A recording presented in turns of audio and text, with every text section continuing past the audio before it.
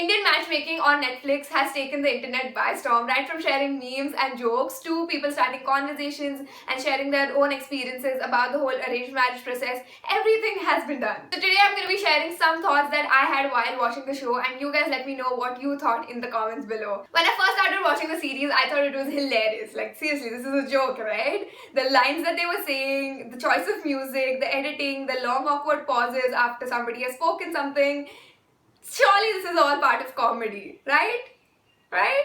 Wrong. Going in, I realized, nope, this is for real, this is actually happening, and thankfully they weren't really preaching about anything. They were just showing things as they were, and the whole documentary / reality TV show style of the series kind of helped in doing that. It was kind of like a showcase, and you can take whatever message you want from here, and seriously, there were a lot of messages to take from here. While the people shown in the show were open to marrying in a different community, the topics of caste, height, fairness, and the bride abiding by the rules of the groom's family were all normal, casual talk in the show, and thankfully they were not sugarcoating anything, they were not preaching anything, they were actually showing what really happens. Speaking of those topics, a question I had throughout the series was like, what do you even mean by good looking? Like, what is the definition of good looking? Because there were constant references throughout the series of slim, trim, tall, fit, good looking, and the other thing that everybody wanted was a good natured person, and I'm like, what? Why is that even a preference? Why is that in your criteria? Doesn't that go without saying that? Why would you want to marry somebody who's not good natured? So from good looking, let's get a little bit specific. There was this guy Pradhyuman, right? First of all, he was just so weird and he was so funny. I could not stop laughing when he was showing Sima Auntie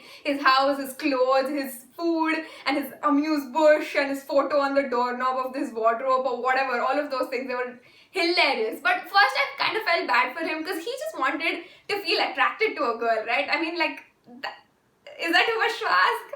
He kept saying that. So the show goes on and he keeps rejecting girls, 150 to be precise, and clearly it's based on how they look because he's just looking at their biodatas, and it would have saved Sima Auntie, the life coach, and his sister a lot of trouble if they were just looking at models.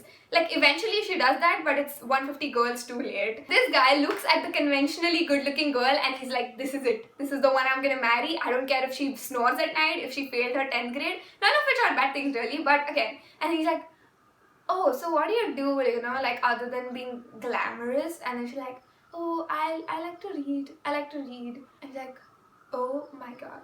Did you hear her? Did you hear what she said? She likes to read. This is all I ever need to know about her before I get married to her. मैं घोड़ी लेके आओ, amuse bush sherwani लेके आओ. At least Aparna was real about it, you know. She owned her personality, she was savage, and she knew what she wanted, and she was not gonna settle for anything less. And apparently that makes her stubborn, rigid, and fickle-minded. And sure, maybe she needed to, you know, loosen up a little and give people a chance, but can you really blame her? Did you even listen to her mom? I don't want a B grade. Ever. Ever. I don't want 2 degrees, I want 3 degrees. Like, can you really blame Aparna? She almost reminded me of Devi from Never Have I Ever. Like, if Devi from the first episode of Never Have I Ever grew up, she would be Aparna. Another thing constant throughout the series was this pressure to get married. Pressure from society, from friends, from family, parents, all of it. And as Sima Auntie kept saying, nobody could actually force them to get married. Well, except Akshay's mom. I have no words for her. The people in the show kept saying that they're getting old, they're lonely, they want companionship, and they want somebody to share the next chapter of their life with. And for me, I kept thinking, like, wait, is that like the next step? If you're lonely, should you get married? Is there no in between? And should you just get married quickly because all your friends are married? And while I think it is true for both men and women, and the show has a fair, you know, bit of both men and women talking about the pressure, I think it's more so for the women. And there's a really nice scene in Little Women where Joe March is saying, women, they have minds and they have souls as well as hearts, and they've got ambition and they've got talent as well as just beauty. And I'm so sick of people saying that love is just all a woman is fit for. I'm so sick of it. And then after a pause, she just says, but I'm so lonely. This is probably what most women feel like when they reach the dating, marriage age, and it's really something to think about because as women become more confident, independent, self-aware, and they know what they really want from life, it does not mean that it makes them intimidating, unattainable, unfriendly, or rigid. Everybody wants love, respect, and companionship irrespective of any of these things. So moving on now, I have a few quick takes of the series. I have it all written down here. The show is focused specifically on the rich.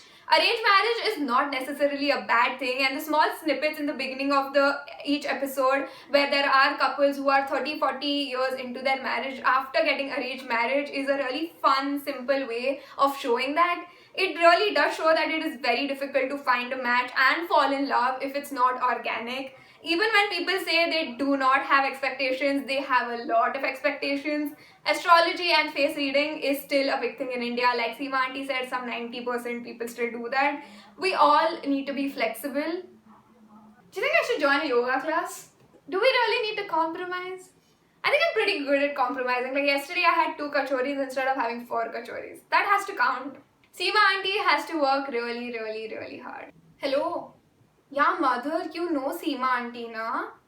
You really know her?